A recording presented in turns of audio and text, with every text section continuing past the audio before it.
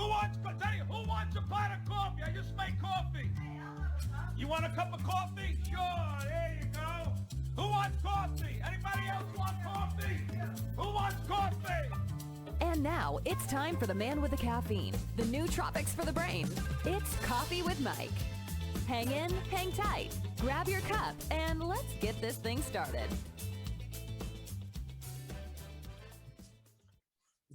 Welcome back to Java Chat, everybody. What was that lounge lizard? Oh, my goodness. Welcome back to Java Chat, everybody. It's Coffee with Mike. And I get the privilege of hanging out with this gorgeous beauty today. We have with us Sarah Dupree. Sarah, thank you for joining us here on Java Chat. Well, thank you for having me, Mike. Awesome, awesome.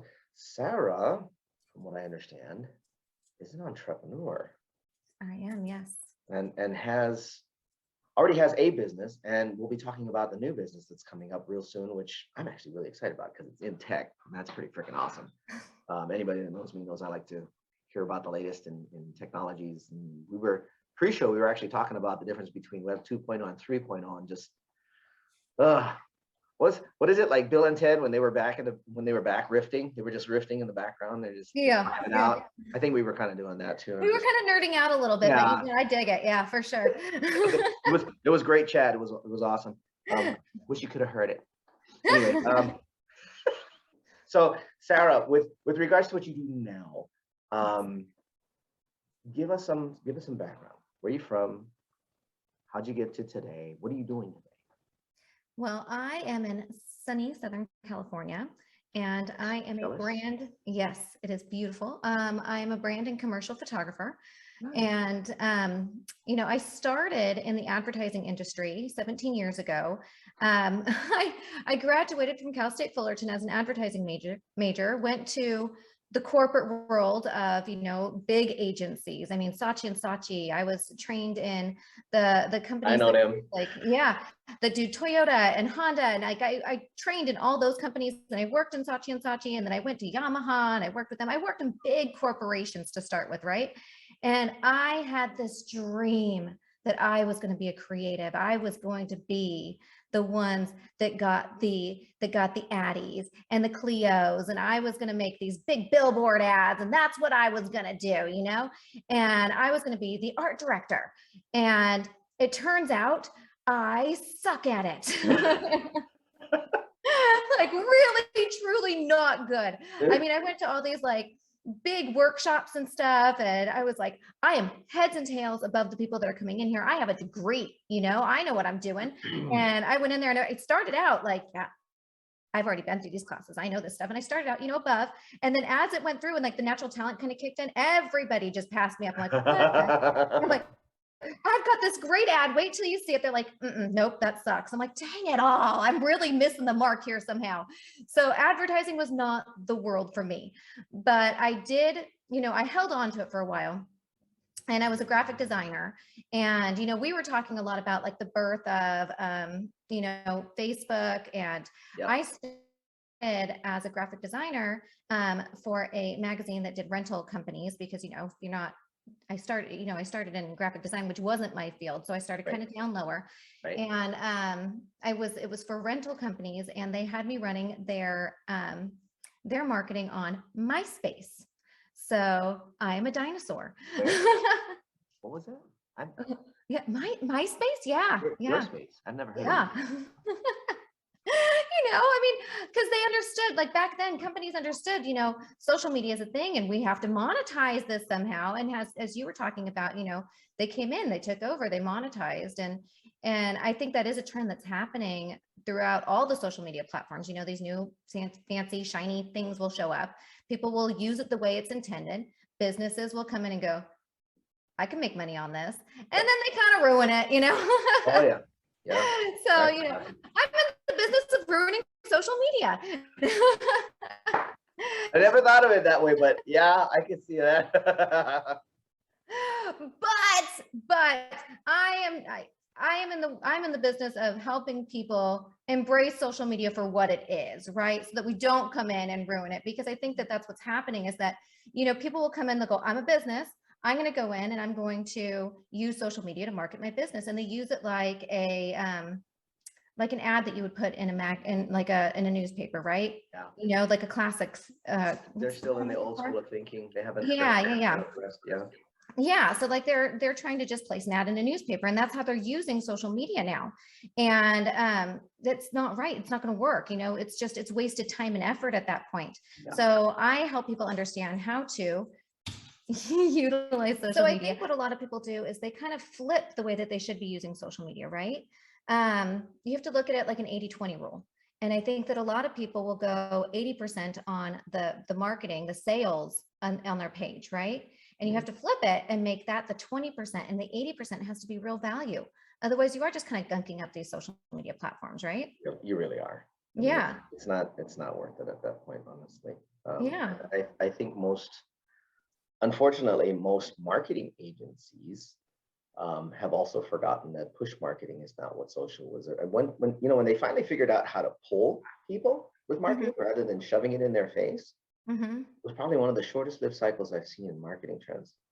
And I was kind of surprised, because it's like, the idea is to entice someone's emotions, one, with your copy, two, with your creative. Absolutely, yeah. To pull them over to you and get them to take a look. The rest of the push comes afterwards. You want to, no matter how you look at it, at the end of the day, a buy is off an emotion. A purchase is not off of a logical decision for about 99% of it. Absolutely, yeah. It's still, do I really like this? Do I really know this? Do I really feel this? Some of it I see, a lot of it I'm not. And I completely agree. They need to be a little more aware of how either their agency or their internal team is really producing content. Yeah. Well, and a lot of people who are out here trying to do it for themselves, they're kind of lost, you know, they understand, you know, hey, I understand that there's this platform out here and that a lot of businesses are making a lot of money utilizing this platform, but I don't understand how to do it for myself.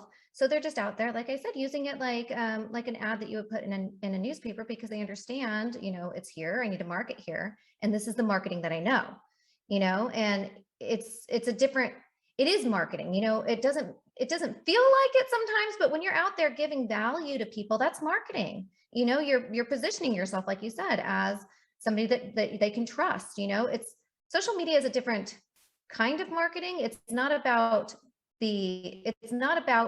recognition. It's not about having your name out there all the time and it is, you know, yeah, you want to pop up, but if you have your name out there in the wrong way, it's just going to come off as annoying, and they're just going to scroll right past you.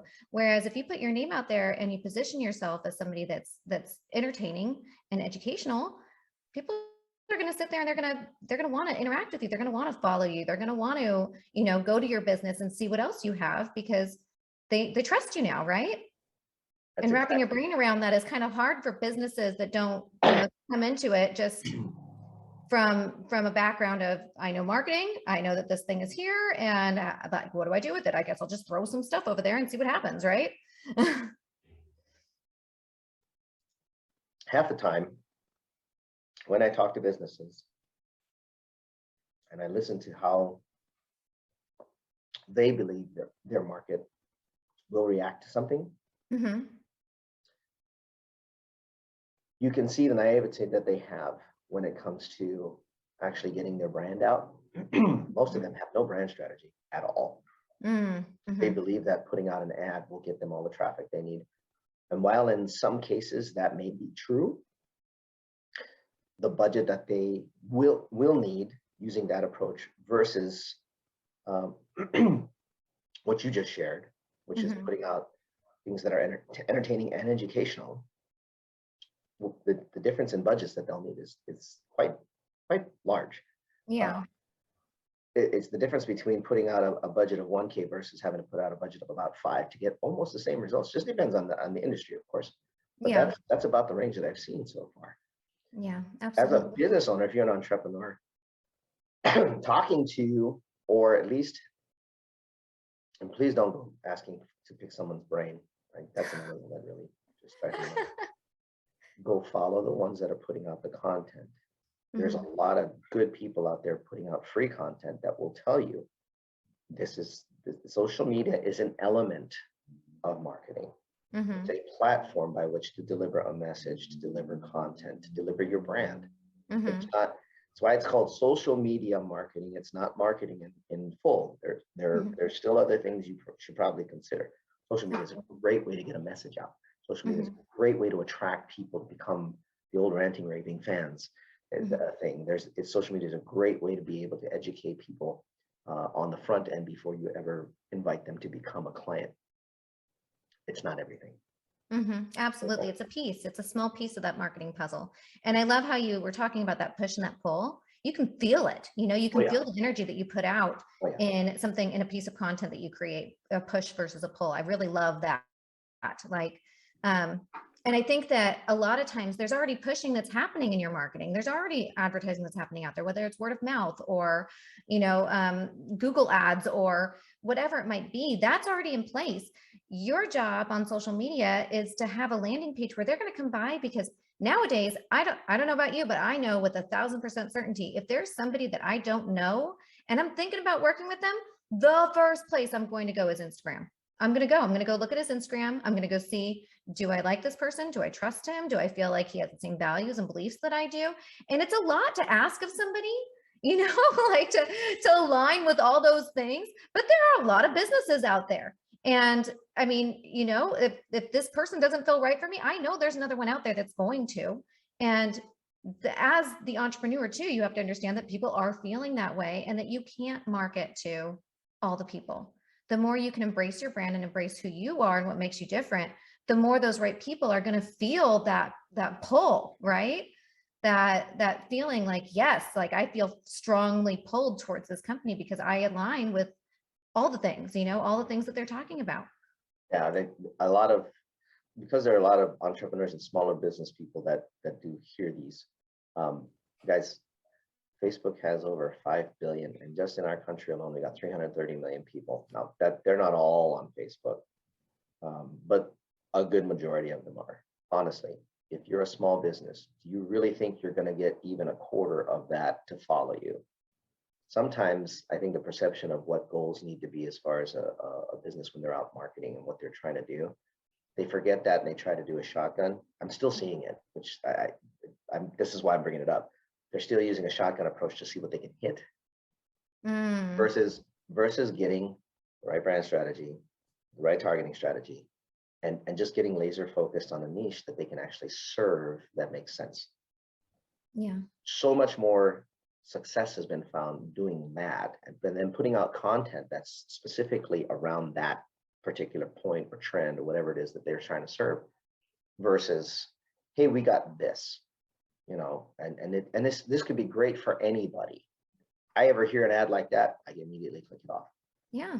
Because what that tells me is you haven't really figured out where you fit. You haven't done all of your market research. You haven't done all of your testing. You haven't done all of your surveying. You really need to know who you're going to be talking to before you do all of this stuff. Absolutely. Yeah. A lot of money instead of investing. Yeah. Well, and I think that a lot of people get stuck too on what they think social media success is. And a lot of times, that's daily. yeah. I mean, a lot of times the number one thing I hear when I go, you know, what are your goals for your social media? That's one of the very first questions I ask when I bring on a new client. The number one thing they say first and foremost is, I want to gain followers.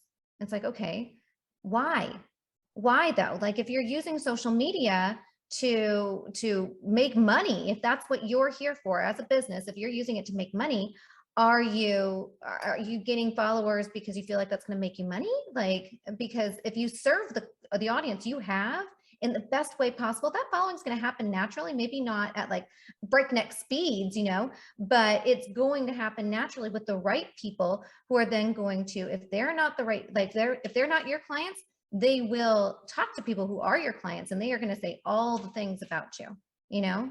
All of the things. It's kind of interesting you bring that up, because I know a couple guys that are high-end coaches, and they do things where they are able to pull together a small group. I think Kevin Nations was one of them. I noticed that he did one where he had a room only of about, I want to say 50 or 60 people. Don't quote me on that. But out of that 50 or 60, he was able to pull out a good 6-figure income. 50 to 60 people. that went through a vetting process, and ended up in a room with him. And he gave them value on top of value. Mm-hmm. They didn't need what he was offering. I mean, that's how he is. He's one of those guys that will just dump and say, take notes, keep notes, ask questions. You have me for this many days. Don't screw around. And then if you need more, I got something for you. Yep. And this is that's for any small business. I mean, I'm really stretching when I say this one, but even as a pizza parlor, you could do that. Absolutely. Yeah. You've only got a mile around you. How many people are in that mile? Mm-hmm. You've got a pizza that's got a story, or you've got a story, or there's just a beautiful way to present. You know, I mean, I'm not a cheese pizza guy, but if you do it right, I'd probably buy a slice. Yeah. I mean, Yeah. it's really how you present your brand and your product and make it look enticing, which is something that obviously you're very good at because you're in the photography realm. And Yeah. I'll talk about that a little bit here in a second. Guys, we're going to take a short 30-second break. And when we come back, we'll get into more of what Sarah does. This is, we're still vibing here. As you guys can tell, we're having fun. So we're going to continue that vibe. When we come back, we'll be back in 30. Everybody back here at Java Chat, Coffee with Mike, hanging out with Sarah Dupree, and been a lot of vibing going on, even on the break. We just love talking about stuff, marketing, life. You were sharing earlier, wow. You know, I would have thought after the first cup of coffee, my mouth would start working. I guess it's I must need a second cup. You were discussing a little bit after when you figured out in advertising kind of really wasn't your bag.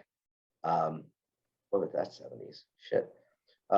Wasn't really your thing to do. What moved you? How did all of that motivate into photography and social media stuff? Oh, I'm gonna get some hate for this one. I probably not actually. There'll probably be a lot more love than hate on this one, but I did not go to art school. I did not get the degree in photography, and that, you know, imposter syndrome kind of held me back for a long, long time because I was amongst a lot of these mommy bloggers that, you know, just became the moms with the camera, right? I was in that group. You know, I got the baby, and then I got the camera, and, you know, I'm like, I'm a photographer now. But I mean, that was 13 years ago at this point, right? Right. So, but it's funny how things work out, right? With my first son, I was doing a lot of portraits, just, you know, of my son. Sometimes people would ask me to come and take family pictures for him, and just never stopped learning. And, you know, it really helped me to realize that, you know, we were talking a lot about in advertising, you know, I have my degree in advertising. What I learned with that degree is null and void at this point. I mean, it's just, you know, when I was getting my degree, advertising was like, oh, here's this, you know, internet that we know little about. We know that this is where marketing is going, but we don't know what to do with it yet. So, you know, what I learned was mostly about print and commercials, like on TV. So here I am in this world of social media that, you know, I kind of got stepped into slowly as my career developed. And I threw myself into photography. So none of the things I got degrees in. And you find that if you have a passion for learning, it doesn't matter where that learning comes from, like really and truly. So stepping away from that imposter syndrome and realizing that, you know, I have just as much experience as somebody that went to art school. I have just as much knowledge as they do because I got obsessed. I obsessively learned everything I could possibly learn. And what really helped me was I started I became a wedding photographer. I just went for it. You went all in. Goodness. Yeah, I went all in on that one. Yeah. And who I partnered with as a wedding photographer was still my business partner today with an app that we're developing. She has been in the industry for forever, and she did go to the art school, and she gave me that sort of confidence to realize that what I was doing was real. It was art. It was, you know, professional. And it was really hard for me to call myself a professional for a very long time.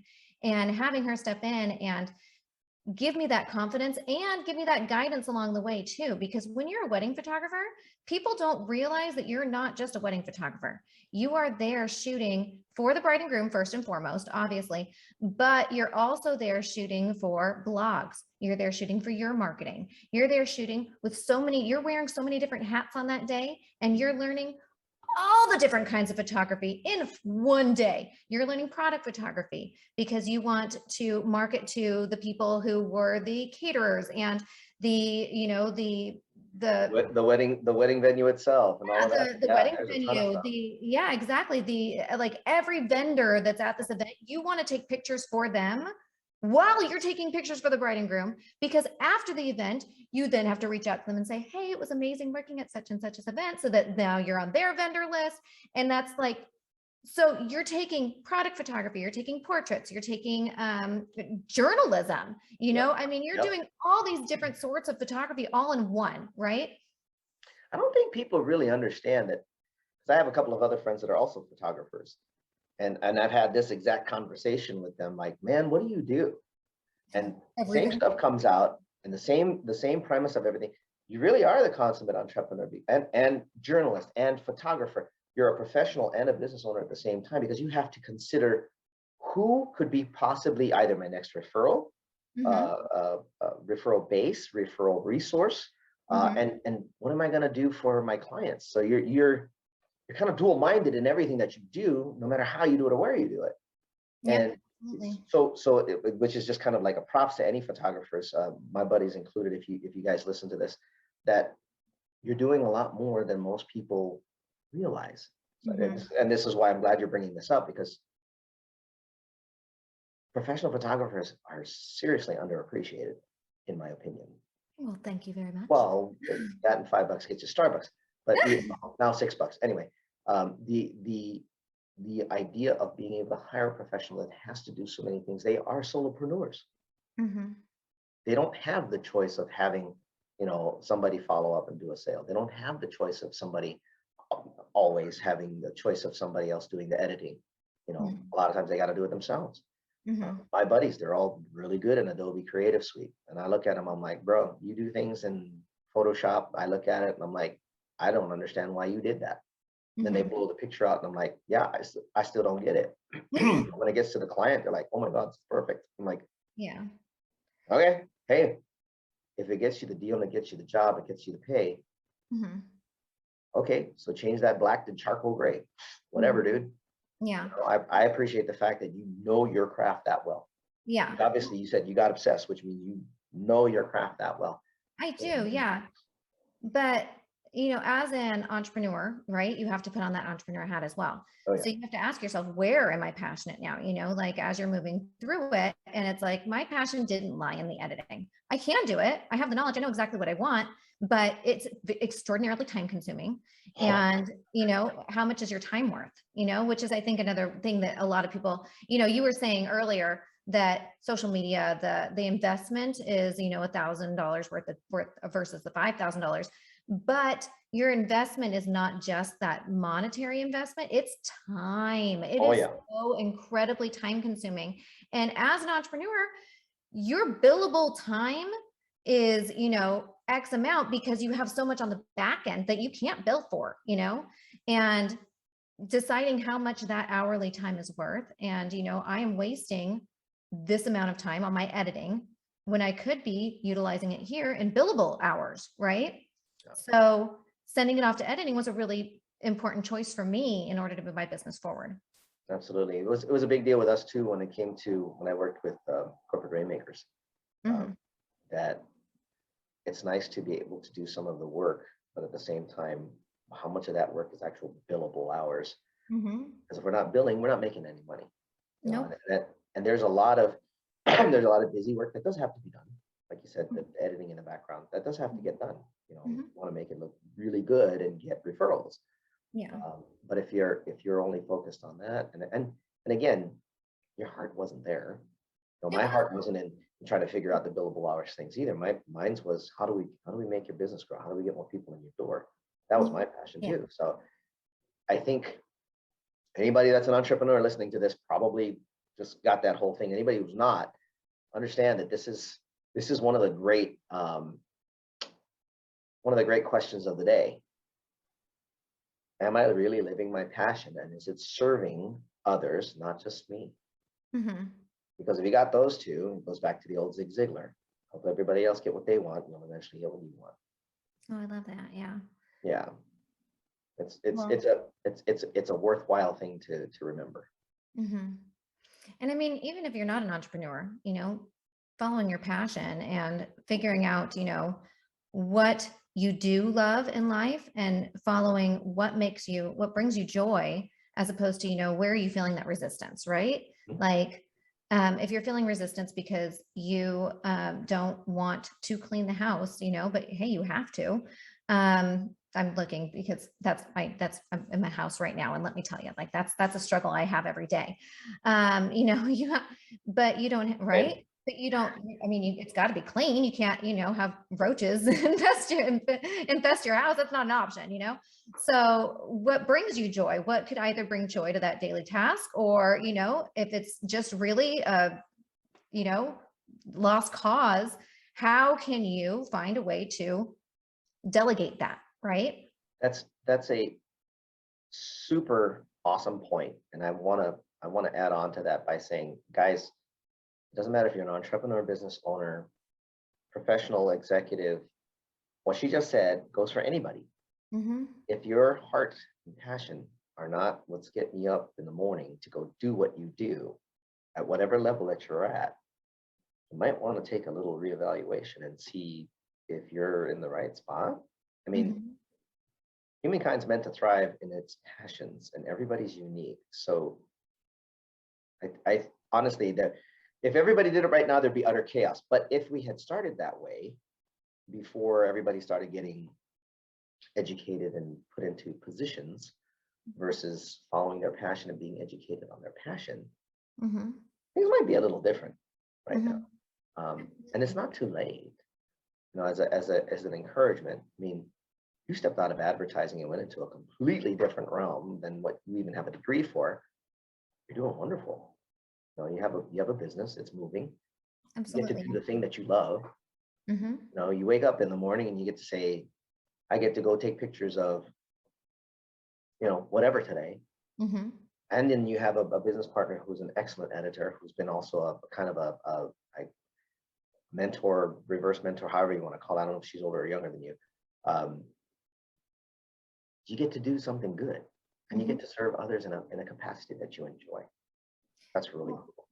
It's funny because this experience has taught me I don't want to I have learned that the school system is kind of broken, like the way that we do things is not necessarily the best way that we learn things.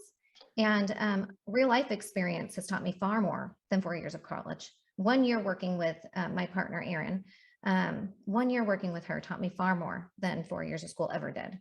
You know what's really interesting in that statement alone, because I've always said, and most people don't know this, they're learning about me as we go along. I respect colleges for what they are. I don't necessarily respect their curriculum because they're usually behind. As an example, one of my buddies went to Oxford, got himself an LLM and an MBA in marketing, digital marketing. Mm-hmm. And I talked with him about it, and I said, well, I've been thinking about going back for digital marketing as well. He goes, don't. I said, why? He goes, because you know what I do. Like, yes, you're a very good lead generator, farmer. You do tons of email marketing, you 6-7 figures a year, easy. He's like, yeah, I was teaching the class. Mm-hmm. What do you mean? He goes, my conversations with the professor usually ended up deferring to me on a lot of stuff. Mm-hmm. He says, and you know what I know, Mike. Don't go. So like, oh, so basically you're telling me I have to find some other degree to go after if I go to college. Well, and here's the thing, like if you're investing time, money, whatever it might be, right? Where are you going to get a bigger return on investment? If you're willing to invest that money in college, why not invest it in a mentor? Like you're willing to put thousands of dollars towards college, put that towards a mentor. You're going to get more out of it. All you're missing is the accolades of a degree. And like, really, if you're going down the path of entrepreneurship, especially, Mm. it's not going to do anything for you. Like nobody's going to go, let me see your degree. Let me see this. Like, no, they're going to ask your past clients. They're going to see your work. They're going to, it's different checks and balances, right? Like there's different ways to show and prove that you're a professional in the real world, It's a lot more believable too. It's funny that you mentioned that. I remember someone asked Gary V, and it's on his content that he puts online. Someone asked him, what do you think about college? And he says, are you paying for it? And she said, absolutely.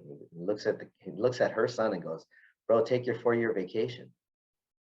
And he gets misunderstood when he says that a lot of times. And it's because it wasn't because of the fact that he was a bad student and doesn't think that the education system, because he believes it's broken too, doesn't believe the education system is doing it right.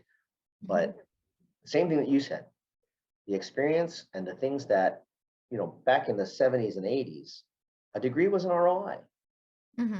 Colleges have gotten so expensive now that kids are just going into debt for a piece of paper and then coming out of college and not even using that to get a job because there's no job where their degree is.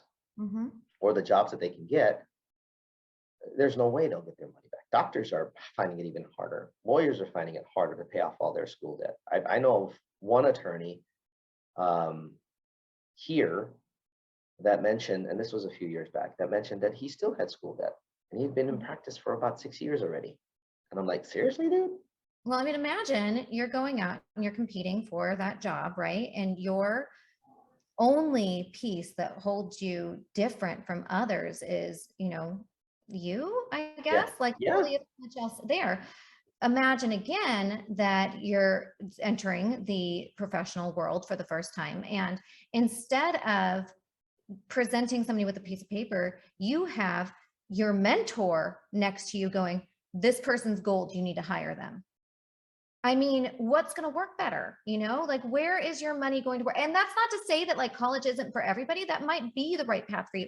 I have 2 kids and I homeschool one and the other one goes to school full time because they're 2 different people and it's what serves them best, So, I mean, you have to look at the individual and decide, what is going to be the best path for you,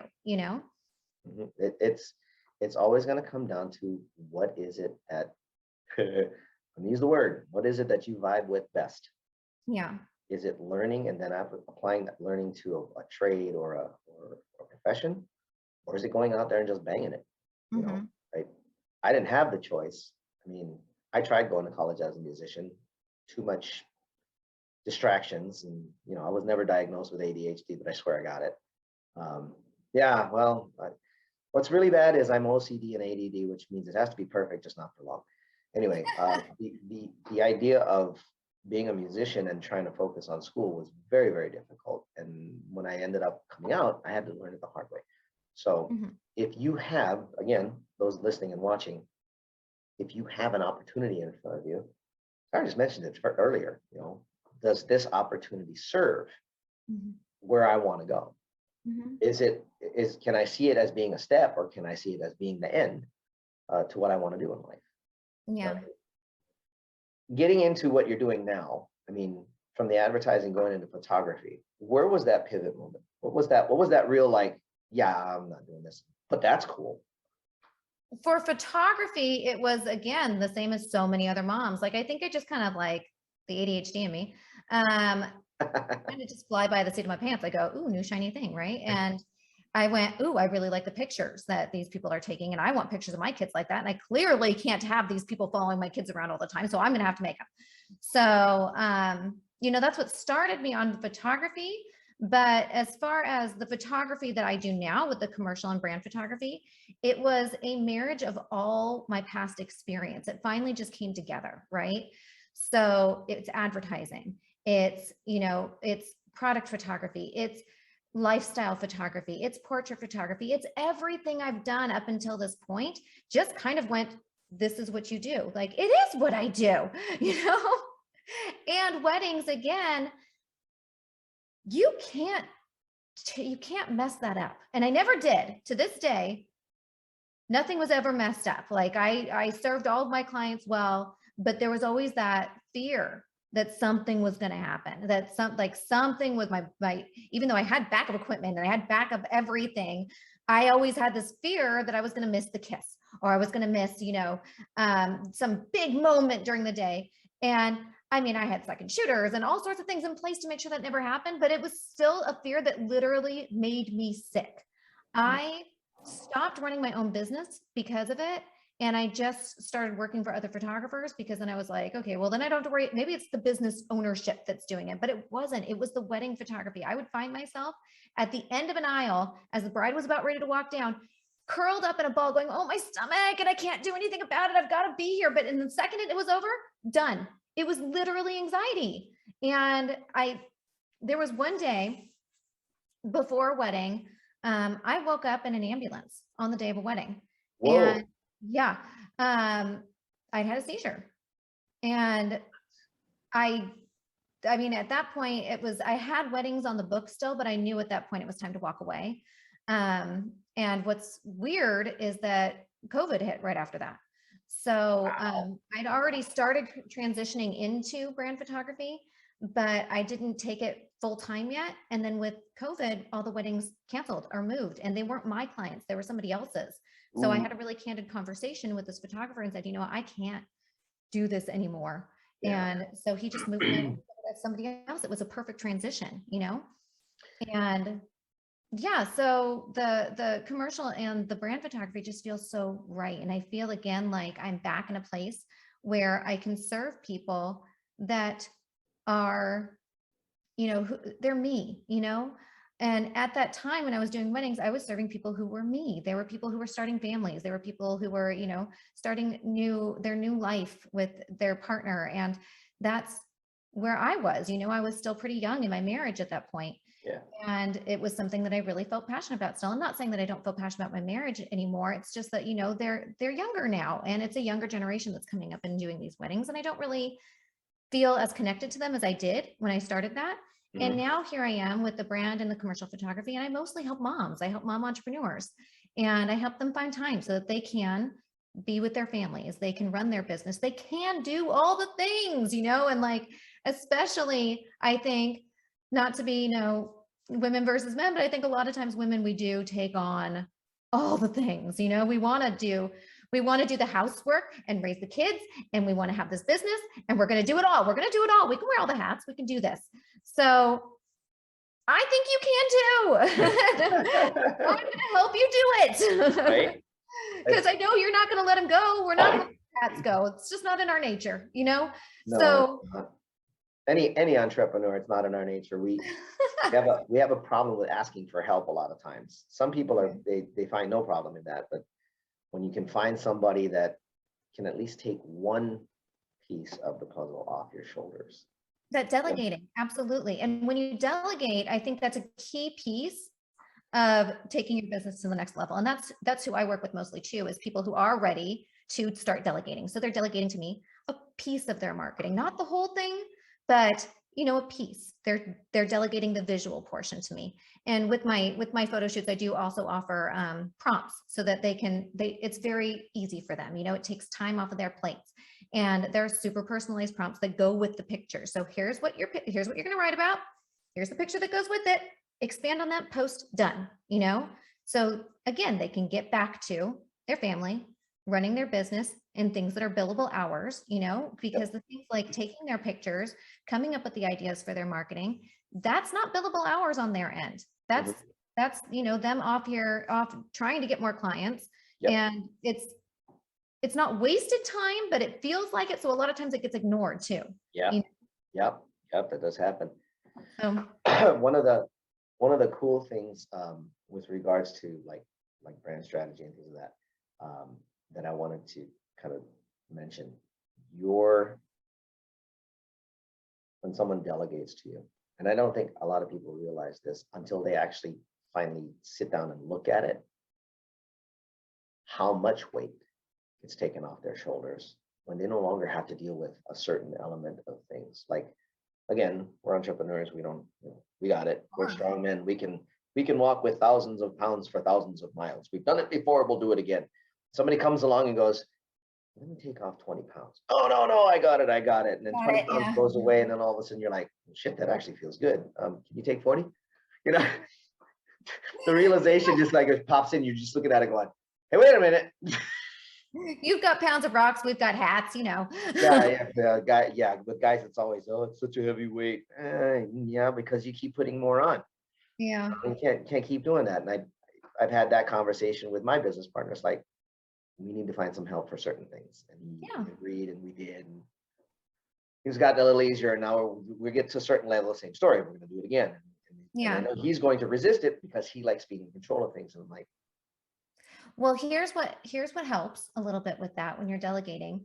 And my business coach was the one that said this, and it's really stuck with me. When you delegate, don't hand it over to the cheapest person, right? Because then you're going to feel that sense of like that loss of control. You've lost the control. It's no longer going to be done the way that you want it done. When you delegate, you hire somebody who's either as good as you at that task or ideally better than you at that task. So then you're no longer, letting go of control. You're taking things to the next level. That's a different feeling, right? yes, absolutely. It's hiring somebody smarter than you, which is a lot of the. Not smarter than you, smarter in a different way, because everybody is, we have our own intelligences, and there's things that we're more apt to do well in. Yeah, we have, there's a few of the celebrity guys that are out there on LinkedIn, Instagram, stuff like that, that have said that if you're going to hire people smarter than you. The reason is you're the leader, you're leading the charge. You don't want to lead without intelligence. Mm-hmm. Same thing as a military operation. You don't go running in without intel. Mm-hmm. So you find people that have the intel. You find people that have the intelligence that you don't have. Mm-hmm. You're smart. You know a lot of stuff. But there's elements that can sandbag you if you're not careful. So go find people that know that information, that can share that with you. And as a leader, take that charge forward. Make sure you give credit to those who are behind you, because it's really because of them that the success is happening. Don't say you're the success. It's the team, et cetera, et cetera. So you do the same thing in delegation, no matter what happens. That whole thing about someone as good as or better than you, again, it's not necessarily that they're intelligently smarter than you, but they're certainly good at what they do in that specific need. Yeah. Well, and you were talking about, these pounds that you carry around with you, right? Like that's a mental load. Oh, so boy. let's say that you're carrying around this mental load, and your genius zone is something totally different than, let's say, marketing or advertising, right? Let's say that your genius zone is in music. Like that is, you're a musician, but you know that you're not going to get gigs if you don't market or advertise yourself. So you're over here trying to market and advertise yourself, but you're using all of your mental capacities to market and advertise because you don't understand how to do it. So you're taking up so much space in that. And the second you hand that over, you free up that space. You take that load off of you, and suddenly your genius zone can play, and you can grow in ways that you never thought possible, right? Absolutely. Yeah. The ability to be freer, to be able to allow your passion or your gift to be shared more, makes good for two things. Makes good for the people that you serve, and also makes good for your business. Absolutely. How you look at it. Well, and there's another thing that somebody said to me, there's dreamers and there's doers, right? And every dreamer needs a doer. And us dreamers, as ADHD people, we love to play in the creative and dream, but what are our dreams if they don't actually get accomplished? They're just used up space that aren't ever actualized, right? Yeah. So every dreamer needs a doer. You have a dreamer out here that's coming up with these amazing ideas. And then we have somebody over here that's going, here's how we're going to execute these. I'm going to do this. I'm going to take this away from you so that this can actually get done. Because a dreamer without a doer, you're just dreaming, you're not actually getting anything from it. Yeah, exactly. Nothing's really happening. No one's getting any benefit. No one's being served.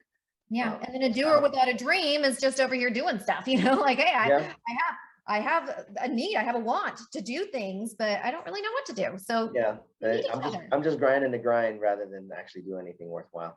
Yeah. Which is one of the reasons why I have my business partner is he's such a specialist in the technical side of things that when I say, hey, You got your doer. I have my doer, because when I ask him like, hey, how do we do this? He's like, oh, we just use this, this, and this. And I'm looking at him going, how do you know all this stuff? I love those people. Oh yeah, he's just so well integrated and knowledgeable in it that it's easy for me to just say, I need this. Mhm. Gotcha. 20 minutes to an hour later, take a look. Yep, that's exactly what I want. And I didn't even tell you about this part. He goes, well, wait, there's more. That's when I start sitting there going, all right, are you in my head? So, Yeah. which is great. You kind of want that. Yeah, absolutely. And then, instead of using all that energy to try to figure out how to make that happen, he freed that up for you. So you're free to come up with other amazing ideas that he's then going to figure out how to do too. And Yeah, that I can go back and I can go back and concentrate on business development while he concentrates on developing business. yeah. Oh, I love that. That's magic right there, Yeah, absolutely. Really. Hey guys, we're gonna take one more quick 30-second break. When we come back, she's mentioned it twice now in the podcast. There's an app coming out. So we're going to talk a little bit about that and find out what's the story, Morning Glory. All right, guys, back 30 seconds. Back here at Java Chat, we've been hanging out, like literally just drifting in the back corner like Bill and Ted did when they first met. Sarah Dupree hanging out here. And we mentioned earlier, she's an entrepreneur, and she's kind of mentioned it a couple times that she's working on an app. Yes. I'm very interested to find out what this app is about. So give us the story and then tell us what it is. Well, right now it is still in the development stage, but you can sign up to get notifications as soon as this goes live. What our vision and our goal is to help other entrepreneurs and small business owners utilize marketing through imagery, so teaching people how to take better pictures, because having that taking your imagery to the next level is really going to help to take your whole business to the next level. Absolutely. Your pictures are your virtual storefront at this point, Sure are. So teaching people how to take better pictures, whether it's product or service based, and then teaching them also what to do with those pictures when they're done with them. Cool. And how to market with them as well. I was going to say, I sense a slight teaching on repurposing. Mm-hmm. Yep. Nice, good. Is this a solo project? Is this a joint project? How did I mean, this obviously came out of an idea. So how did that start? And then who else might be involved in this? My partner, Erin, who was my wedding partner and mentor as well. She's my partner in this. She, again, went to art school and did all the things. And she was the one that helped me realize that I am also that professional. And we just love working together, and we love, chatting about. So when we go out to shoots, we see potential everywhere. It's so hard for us. Like when we're working a wedding together or something, it's really hard for us to be like, this is where we're going to take the bride and groom for their pictures, because literally everywhere is beautiful. Like you could look at a trash can, and if it's in good light, it could be an amazing place for this picture. Like it's really hard. So we have so much knowledge and value and passion to share about photography. And we just wanted a way to help others too, because sometimes they're not ready. They're not quite at the point where they're ready to delegate. They're not ready to give up that control, but they do have that desire to take their marketing to the next level. But they want to hold on to that control still, Sure. So this app is a great way to kind of step into taking your marketing to the next level without giving up that control just yet. I sense a lead loss there. I sense a possible lead loser there, which is really intelligent. I like the concept. I'm always about how do we get them in the door, and how do we get them thinking about, yep, that's a lot of work. We should probably hire this out. Unless they find they're passionate about it, and like Maybe this. that too. That'd be great. Most people that I've talked to, and not only that, there are people that genuinely can't utilize my service, but they really, really want to. A lot of people that I run into that have that problem are boutique owners. So if you have a clothing boutique, your clothing lives on that shelf for a very short period of time. They go and they buy short runs of clothing, and they have like 3 to 4 of each style, and once that's gone, it's gone. So if they were to invest in a photographer, by the time they get their pictures back, no matter how fast my turn time is, and they get a chance to post everything, that clothes gone. Like that article of clothing is gone. And then all they're getting is, oh, when can I come in and get that? Sorry, it's gone now. So they genuinely have a need to know how to take better pictures for themselves and to know how to use them better. There are people that fall into that. Influencers fall into that too, because Oh yeah, boy, do they. There's things on how to take better pictures of yourself, better self-portraits, not just selfies, but self-portraits. Set up the tripod, get some great self-portraits, because you're being paid to then market something. You want to be able to put your best foot forward for those clients so that you can then get hired over and over and over again. And you don't want to have to pay the photographer every single time you get hired for something. That takes money out of your pocket. So if you can set up a studio in home and do that for yourself, that's a really great use. So my services aren't for everyone. And for the people that there aren't, I still have a passion to help them, And that's good that you're creating an app and a platform, essentially, Mm-hmm. for people to learn from and be able to at least increase some of their own skill sets. Mm-hmm. Till the point that they get to, for the other businesses that can and probably do need your services, till the point where they look at it, they go, we need to step this up. We need to figure out a way to make this better. Who can we talk to? Yeah. I think, did you mention the launch target date? Yeah, we're going mid-March, but as launches go. Yeah. It's always about how well the developers do and if they can get at least most of the bugs out before the beta. I'm in the midst of that right now with another app. So I get it. Yeah. But where can they sign up for the notifications? Absolutely. You can go to exposure-app.com and sign up for that there. So app for people that aren't quite ready to, and, going back to, hiring the photographer, I think that finding the right photographer for you is a totally different journey too. Like, I'm not out here trying to say everybody should hire me. I'm not for everybody. I'm not going to travel. I have children. I homeschool one. So I'm not traveling. So I'm limited within Southern California. I work mostly with moms because that's who I'm passionate about helping. If you're a large construction company, you're probably not for me, So that journey is something that, and guys, you can find resources online to figure out who's the best photographer for you and what you should be looking for. Yeah. Everybody has the Google, so just go out and go use it. But also remember that when you do find the one that you can work with, and that you get them for one round, try to find other things, because a photographer doesn't just do that one thing that you're looking for. There's probably other projects that they can help with. Mm-hmm.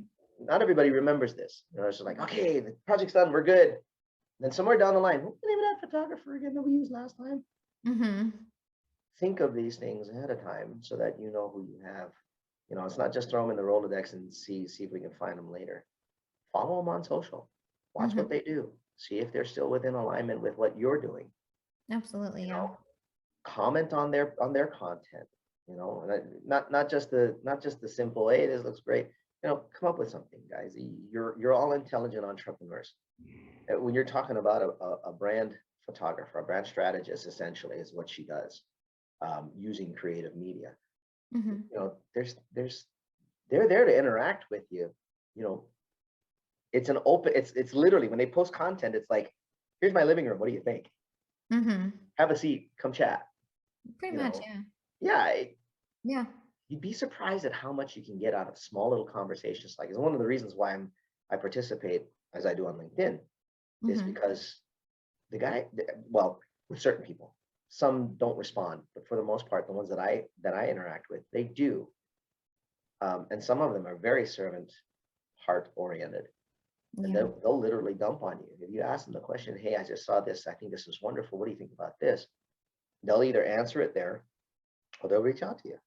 Mm-hmm. Just have a conversation. Yeah. Not trying to pitch it. Not trying to do anything with it.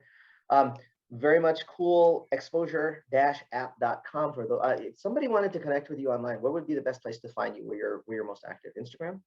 Probably Instagram, yes. At Sarah with an H, D.photos. is my Instagram handle. Cool. Yeah, best way to find me. Come DM me. I'm always open to answer questions. If you're working on a shoot and you have questions about lighting, locations, branding, I'm always open to answer questions, and I love brainstorming. So stop by and say hi. Absolutely. You ever take that photo with the trash can? I want to see it. I have taken You photos. did? I want to see it. I want to see that photo. Yeah, I have. I can't imagine what that's got to look like. That's got to be amazing. You would be surprised what people do. Okay, so it depends on what you would be surprised what people do to cover up dumpsters, right? Like there's something pretty there, and it's like, yeah, the trash can's right there. But also the dumpster itself, this is so weird. The dumpster itself is got that like urban kind of. Oh my gosh. Right? How did I know that's where that one's going? People want the urban like vibe where it's like, the paint's kind of peeling off and like dripping, and it's a dumpster. It's what it is. It's the side of the dumpster. That's gonna be awesome. I want to see that photo, please. I really, I if you can share it, I'll find some way to share it online too, because now this is going into the podcast. I'm sure everybody else is gonna want to see it too. Okay, now I gotta find the thing. I've been doing this for 13 years. I've got to dig here. Yeah, so guys, if you're watching this and you happen to see it, it's probably taken 6 months for the photo to get there. I'm just prefacing that now, just in case you're early. Hang out, we'll get the photo. We'll find it. I gotta go digging. It's all good. Yeah, the digital version of dumpster diving, I take it, Yeah, I would think that. Literally diving for a dumpster. Three letters. NFT. Anyway, Oh, now we're gonna get started on that. Next time we'll get started on that. Anyway, guys, first off, Sarah, thanks again. This has been a ton of fun. I ran out of coffee early, which means it was a great conversation. Ran it too. Yeah, awesome. I love your cup, by the way. That's really cool. Oh, thank you. It's my no drama llama. Exactly. In my case, it's just my little owl with the Hogwarts. Oh, I love yours too. Yeah, do you know what house you're in? Say again? Do you know what house you're in? Yeah. Not Slytherin. I'm not a Slytherin. And I'm not a Hufflepuff. It's one of the other two. I'll leave it at that. There's nothing wrong with Hufflepuffs. That's all I'm saying. No, there's not a thing wrong with Hufflepuffs. In fact, they're actually wonderful. My business partner is actually a Hufflepuff. Yeah, he actually found out. I have to know now. Are you a Ravenclaw? Maybe. Yeah, it's been, this is the kind of fun we've been having, even on the breaks, guys. Just so you know, it's been a real vibing time, which is really great. I enjoy these. It's another reason why I do this is because I get to vibe with great people like this. They get to bring their knowledge and their golden nuggets, and we get to share them with you guys. So thanks for making the time and taking the time and hanging out with us. We probably have another one of these coming up sometime in the near future, because obviously when the app comes out, we definitely want you back. Yeah. So we can go ahead and talk about that some more. But if you're watching, there's a subscribe button down there. Make sure you hit that. Hit the bell next to it so you can see when we get more awesome guests like this. If you're listening on any of the platforms for podcasts, make sure you download, subscribe, blah, blah, blah. Please leave us a review. Like it, hate it, don't care. Anywhere in between, just drop a review. We appreciate it because one, tells us whether we're on track or not. And at the same time, you may have suggestions for, yeah, right. A little bit off track today, but that's okay. I mean, interestingly enough, some of the off track ones have got better reviews. Ah, there you go. Because it's been a mixture of entertainment and education, like some. But yeah, biggest one for me, guys, though, is you heard this. You got to know somebody that can get some value out of it. So send them the link. Send them the podcast. Say, hey, when you're driving home or when you're at your office, take a listen to this. This was pretty fun. There was some cool content in this, or I thought there was some good gold, whatever. Send them the link. Share it. That really helps. Helps us, helps them. You got some value out of it, hopefully. Above and beyond all, make sure you guys take care of each other. And this little blue globe that we live on, that's all we got. Elon hasn't finished Mars yet. It's probably going to be a while before he does. Not to mention, he actually talks about living up there. He actually discusses in one of his interviews, it's probably not a great idea to live on Mars because right now, still a hostile environment. Good chance you could die up there. Not really looking forward to that. Although I do know that he's designed, well, I don't know if it's him, it's probably his team, but they've already designed a new fine dining restaurant. What? Yeah, great food, no atmosphere. Anyway, ladies and gentlemen, we thank you for hanging out with us. Make sure you stay healthy and live. For myself, Coffee with Mike and Sarah Dupree. Ciao for now.